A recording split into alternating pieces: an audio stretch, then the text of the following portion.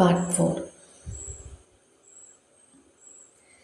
കരഞ്ഞുകൊണ്ട് അകത്തേക്ക് ഓടിയ കുട്ടികളെ കണ്ട് ഒന്ന് അമ്പരന്ന് പോയെങ്കിലും അവനും അവരുടെ പുറകെ അകത്തേക്ക് കയറി. അപ്പോഴേക്കും അവരെയും കൊണ്ട് അവരെപ്പോലെ തലയിൽ കെട്ടൊക്കെ കെട്ടി രണ്ടുപേരും പുറത്തേക്ക് വന്നു. ആദി അവനെ കണ്ടതും അവർ രണ്ടുപേരും ഒരുപോലെ പറഞ്ഞു. ആദിമോനല്ലേ? അനി ചോദിച്ചു. അതെ, ഞാൻ അല്ലിയുടെ അച്ഛനാണ്. ഇത് അല്ലിയുടെ ചെറിയച്ഛൻ. മോൻ വാ, ഇരിക്കെ. നന്ദിനി, ഇങ്ങോട്ട് വന്നേ, അനി ഉറക്കി വിളിച്ചു. പോലീസാണ് അപ്പായി, അപ്പു ദേവനോട് രഹസ്യമായി പറഞ്ഞു. ആദ്യം അത് കേട്ടു. സോറി അങ്കിൾ, അവർ പേടിക്കുമെന്ന് ഞാൻ ഓർത്തില്ല. വെരി സോറി, ആദി പറഞ്ഞു. ഏയ്, ഇറ്റ്സ് ഓക്കെ ആദി. കണ്ണാ, അപ്പു, ഇതാണ് ആദി, നിങ്ങളുടെ വലിയ അളിയനാ. നിങ്ങളുടെ അല്ലി ചേച്ചിയെ വിവാഹം കഴിക്കാൻ പോകുന്ന ആളാ, ദേവൻ മക്കളോട് പറഞ്ഞു. ദേവൻ പറഞ്ഞത് കേട്ട് കണ്ണനും അപ്പവും ആദ്യം അത്ഭുതത്തോടെ നോക്കി. ആദ്യം ആവട്ടെ അവർ നോക്കി കണ്ണുകൾ ചിമ്മി കാണിച്ചു. അവർ നാണത്തോടെ പുഞ്ചിരിച്ചു. അപ്പോഴേക്കും നന്ദിനിയും നീനയും അങ്ങോട്ടേക്ക് വന്നു. എന്താ അനിയേട്ടാ വിളിച്ചത്?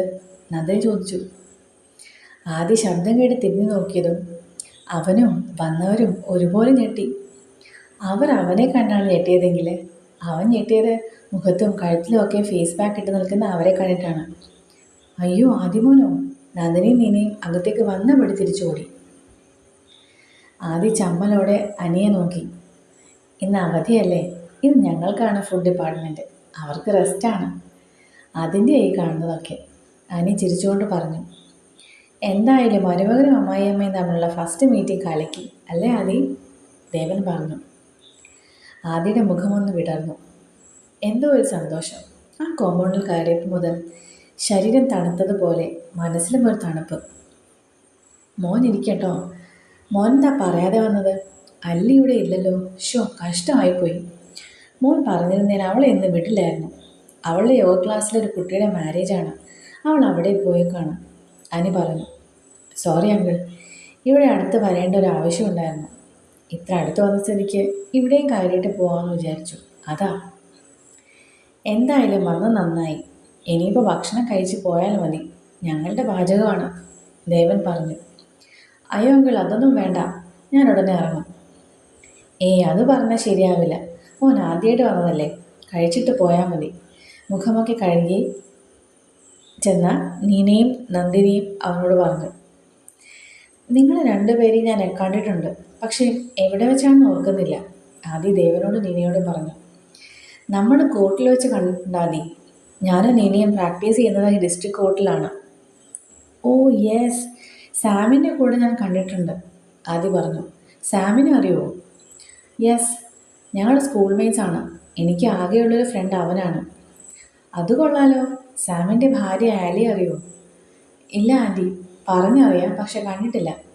അവൻ്റെ മാരേജ് ടൈമിൽ ഞാൻ നാട്ടിലില്ല. ഇങ്ങോട്ട് വന്നിട്ട് ഇപ്പോൾ 3 months ആവുന്നേ ഉള്ളൂ. ആ അതെ അതെ, അല്ലെങ്കിൽ നമ്മൾ നേരത്തെ കണ്ടുമുട്ടിയേനെ. സാമിൻ്റെ വൈഫ് അല്ലിയുടെ ഫ്രണ്ടാണ്, അനി അത് പറഞ്ഞ് പൊട്ടിച്ചിരിച്ചു. നമുക്ക് ഭക്ഷണം കഴിച്ചാലോ? നന്ദൻ ചോദിച്ചു. ഇല്ല ആൻറ്റി, ഞാൻ ഇറങ്ങട്ടെ, പിന്നെ ഒരിക്കലാവാം, ആദ്യം പറഞ്ഞു. വാടോ IPS, മടിയൊന്നും വിചാരിക്കേണ്ട, ഇത് തൻ്റെ വീടായിട്ട് കണ്ടാൽ മതി. അവസാനം അവരുടെ കൂടെ ഭക്ഷണവും കഴിച്ചാണ് അവൻ അവിടെ നിന്നും ഇറങ്ങിയത്. അപ്പോഴേക്കും അവരുടെ മനസ്സിൽ അവനും അവൻ്റെ മനസ്സിൽ അവരും ഇടം പിടിച്ചിരുന്നു. അവിടെ നിന്ന് ഇറങ്ങുന്നതിന് മുൻപ് അപ്പുവിനെയും കണ്ണനെയും പോലും അവൻ കയ്യിലെടുത്തിരുന്നു. നിറഞ്ഞ മനസ്സോടെയാണ് അവൻ വീട്ടിലേക്ക് എത്തിയത്. ചെന്ന് കയറിയ ഉടനെ അവൻ മാലതിയെ വിളിച്ച് വിവാഹത്തിന് സമ്മതവും പറഞ്ഞു. അവന് തന്നെ അത്ഭുതമായിരുന്നു, പെൺകുട്ടിയെ പോലും കാണാതെ താൻ കല്യാണത്തിന് സമ്മതിച്ച് തോർത്തിട്ട്. പക്ഷേ ആ വീട്ടിൽ ജനിച്ചു എന്ന ഒരു കാരണം മതിയായിരുന്നു അവൻ ആ പെൺകുട്ടിയെ വിവാഹം കഴിക്കാൻ സമ്മതം പറയാൻ. ആളുകൾ ഇത്ര പെട്ടെന്ന് മനസ്സിനെ സ്വാധീനിക്കുമോ എന്ന് അവൻ അത്ഭുതത്തോടെ ഓർത്തു. ആ വീടും ആ സ്നേഹം നിറഞ്ഞ വീട്ടുകാരെയും വിട്ടുകളയാൻ അവൻ തയ്യാറായിരുന്നില്ല. വൈകുന്നേരത്തോടെയാണ് അല്ലി തിരിച്ചെത്തിയത്. പക്ഷേ വീട്ടിൽ എന്തോ ഒരു പ്രത്യേകത അവൾക്ക് തോന്നി. എല്ലാവരിലും ഒരു സന്തോഷം. കാരണം അറിയില്ലെങ്കിലും അവരുടെ സന്തോഷം അവളെയും സന്തോഷിപ്പിച്ചു. എന്താ എല്ലാവരുടെയും മുഖത്തൊരു പ്രകാശം? എന്നാലും സന്തോഷത്തിലാണല്ലോ, അല്ലി ചോദിച്ചു. സന്തോഷമില്ലാതിരിക്കുമോ? ഞങ്ങളുടെ മരുമകൻ ഇന്ന് വീട്ടിൽ വന്നു, ഞങ്ങളുടെ കൂടെ ഭക്ഷണം കഴിച്ചു, ഞങ്ങൾക്ക് എല്ലാവർക്കും ഒരുപാട് ഇഷ്ടമായി. അല്ലിയുടെ മുഖം അത് കേട്ട് വിടർന്നു. അതുമാത്രമല്ല, ബാക്കി കാര്യങ്ങൾ വേഗം തീരുമാനിക്കാനും ആദ്യമോൻ പറഞ്ഞുവെന്ന് മാലതി ഡോക്ടർ വിളിച്ചു പറഞ്ഞു. അത് കേട്ടതും അല്ലിയുടെ മുഖമൊന്ന് മങ്ങി. ഒരു തവണ പോലും പരസ്പരം കാണാതെ, ഒന്ന് സംസാരിക്കാതെ വിവാഹത്തിന് സമ്മതിച്ചെന്നോ? അവൾക്കത് എന്തോ പോലെ തോന്നി. മോളെ പിന്നെ ഒരിക്കലും വന്ന് കണ്ടോളാം എന്നാണ് മോൻ പറഞ്ഞത്. ഏറ്റവും വലിയ രസം എന്താണെന്നറിയോ? നന്ദൻ ചോദിച്ചു. അല്ലി അമ്മയെ നോക്കി. ആദ്യമോൻ്റെ ഒരേ ഒരു കൂട്ടുകാരനാണ് നമ്മുടെ സാം.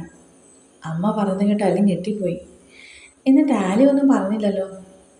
അവൾക്ക് ചിലപ്പോൾ അറിയില്ലായിരിക്കും. നീ ഒന്ന് ഇക്കാര്യം അവളോട് പറഞ്ഞേക്ക്. ഞാനൊന്ന് കുടിച്ചിട്ട് വരാം. അല്ലി റൂമിലേക്ക് നടന്നു. മനസ്സിൽ എന്തോ ഒരു സങ്കടം പോലെ. റൂമിലെത്തിയതും ടേബിളിലിരിക്കുന്ന ബുക്ക് തുറന്ന് കഴിഞ്ഞ ദിവസത്തെ ന്യൂസ് പേപ്പർ കട്ടിങ് അവൾ കയ്യിലെടുത്തു.